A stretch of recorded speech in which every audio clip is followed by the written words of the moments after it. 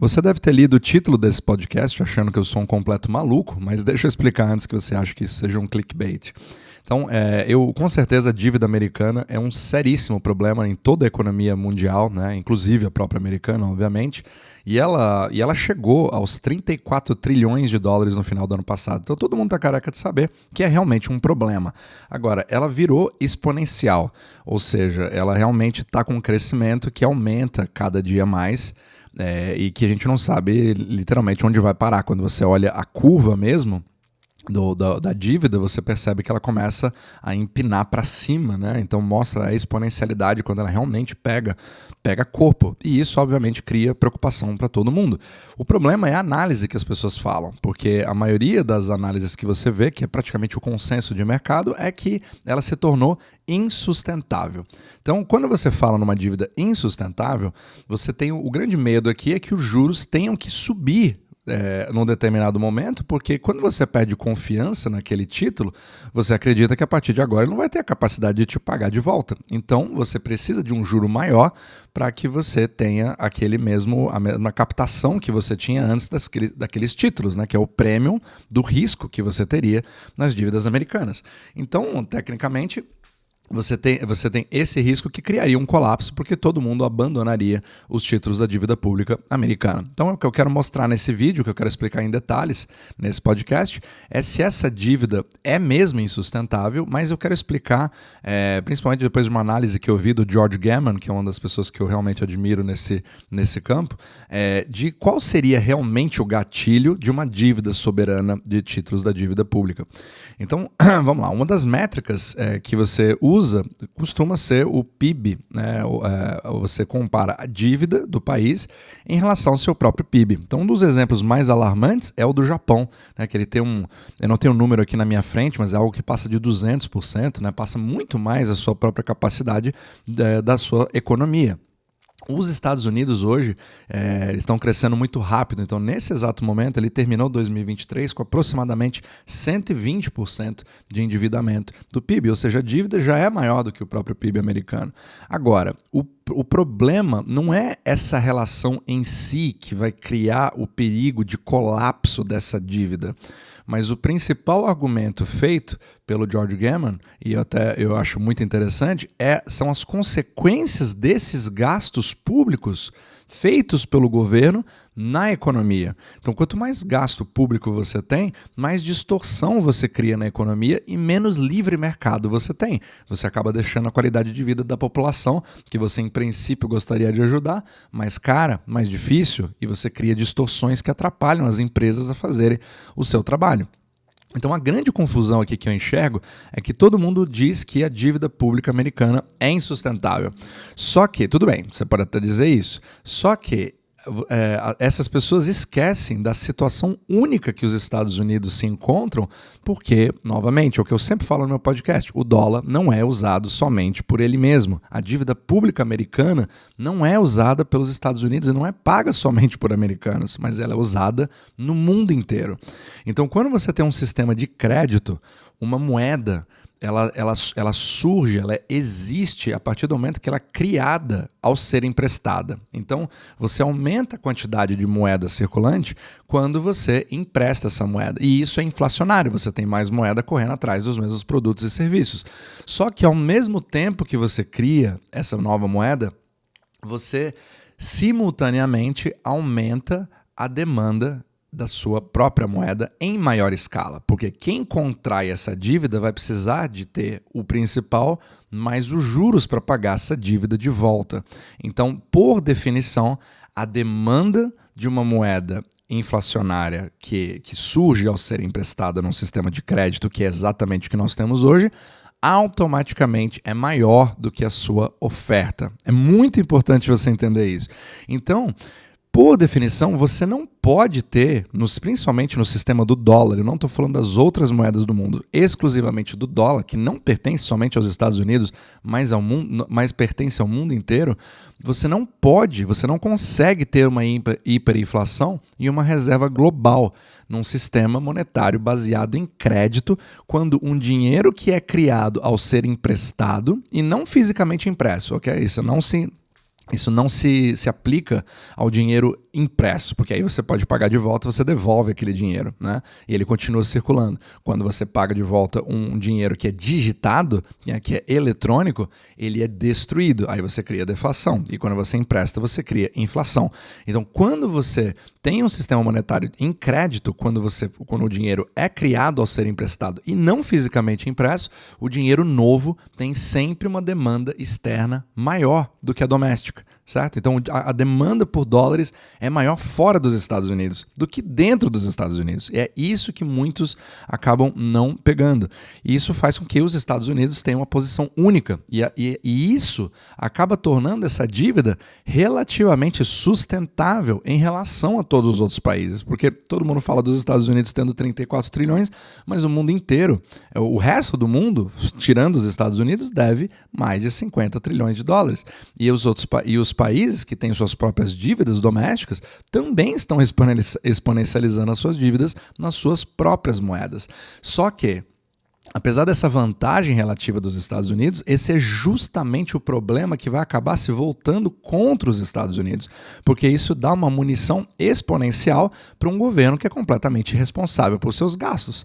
Então, eu não estou querendo aqui dizer que a dívida americana não é um problema em si, que ela não vai explodir nunca. Não é isso que eu estou dizendo. O grande argumento aqui desse capítulo é que as pessoas acham que o problema se trata de um número específico que vai fazer tudo explodir. E aí fica a pergunta, né? Eu sempre pensei isso, peraí, mas qual que é o número que a gente vai chegar que finalmente a gente vai poder dizer, opa, a dívida americana explodiu? Era 1 trilhão? Pode ir para 2 trilhões. É 2 trilhões? São 5? São 10 trilhões? São 20 trilhões? Isso já poderia ter explodido. Então é a pergunta que a gente acaba ninguém se fazendo, que eu gostaria que você se fizesse.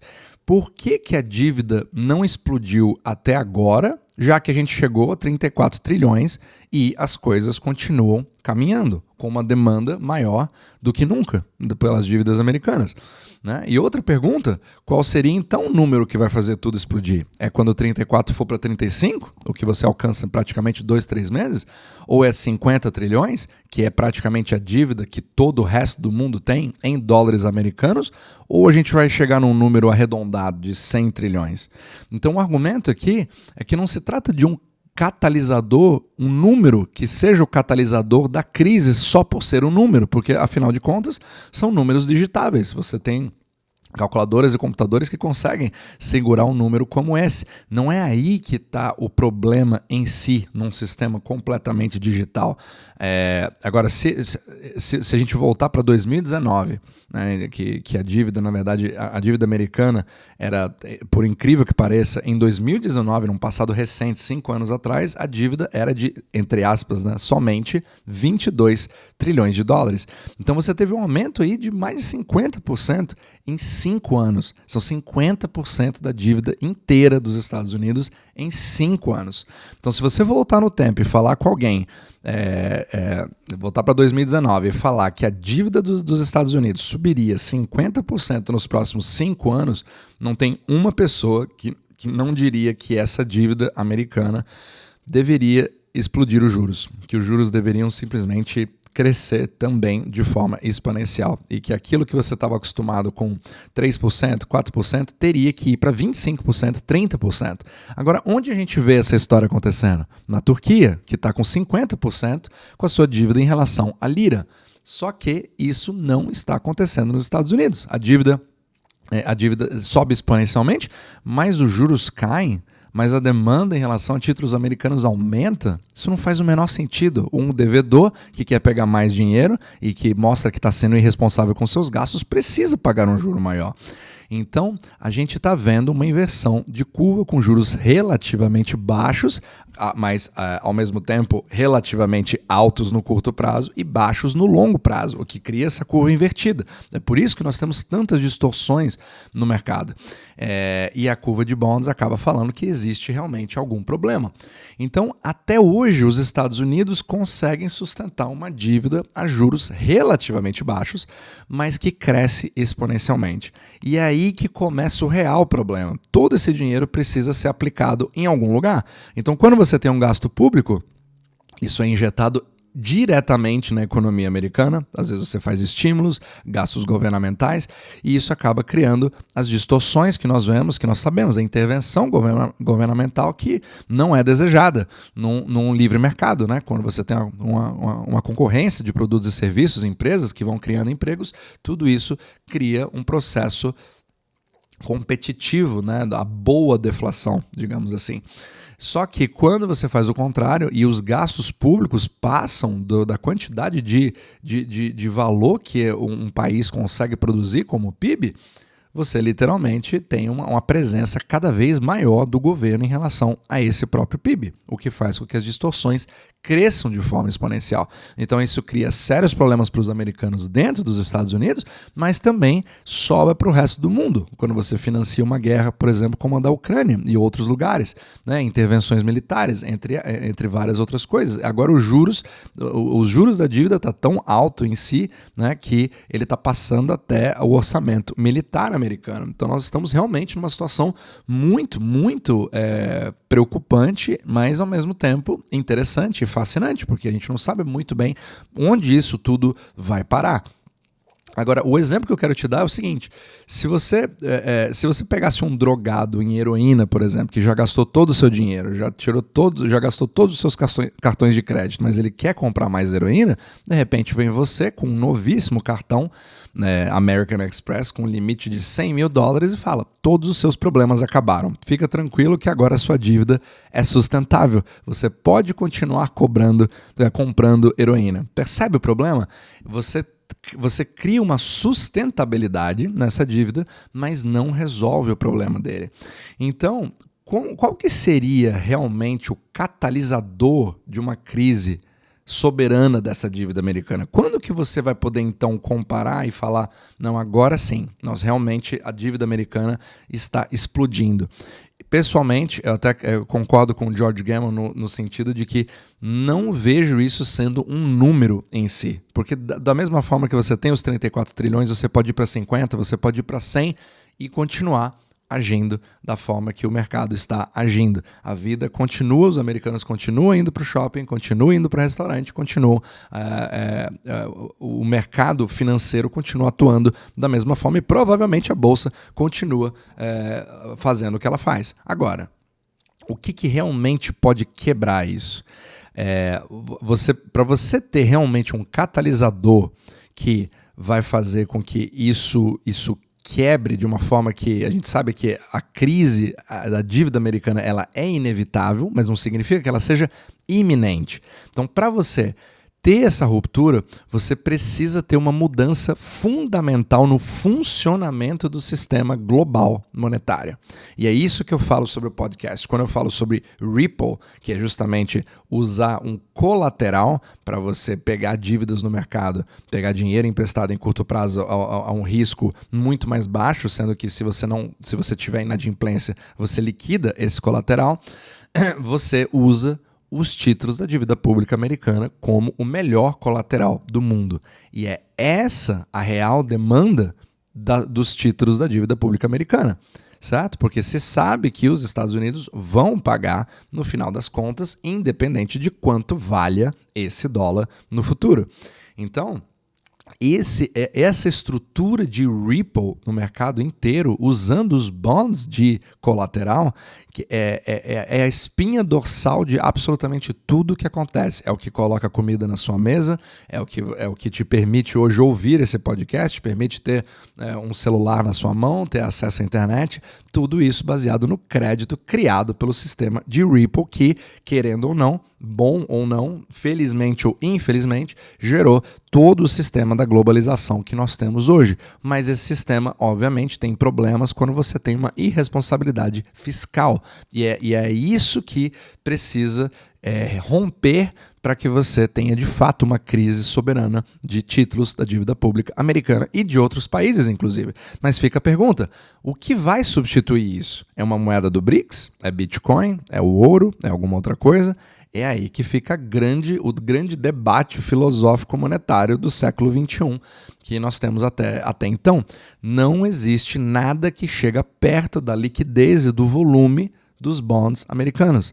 Então você não consegue simplesmente substituir isso ou simplesmente abandonar isso se não tiver um substituto à altura que seja líquido o suficiente, e porque os bancos não vão parar de pegar emprestado, os bancos não vão parar de operar, eles não vão esperar um debate no Twitter para decidir o que vai ser o melhor. O mercado vai optar pelo que é mais líquido e melhor. E, querendo ou não, com todos os problemas que nós temos, por enquanto, os bonds americanos continuam soberanos.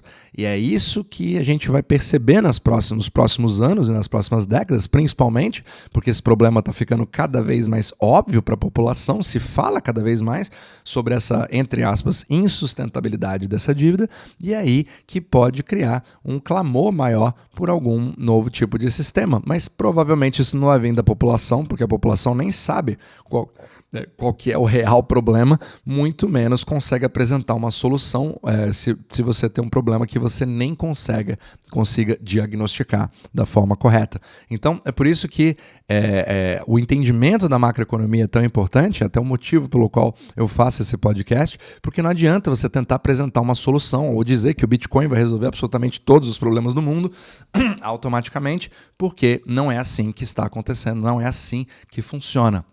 Então, primeiro você tem que aprender a diagnosticar o problema, entender onde que está pegando, para aí você conseguir apresentar determinadas soluções que possam virar produtos que possam ser adotados por bancos e, quiçá, poder substituir o sistema global, se isso for adaptado para todo mundo e puder ser utilizado no mundo inteiro para resolver, basicamente, o maior problema do mundo. Então a gente vai ver a cena dos próximos capítulos e vamos ver como que isso vai se comportando, mas até uma segunda ordem ou uma mudança completa, né, do sistema monetário, a dívida americana, infelizmente, continua sustentável.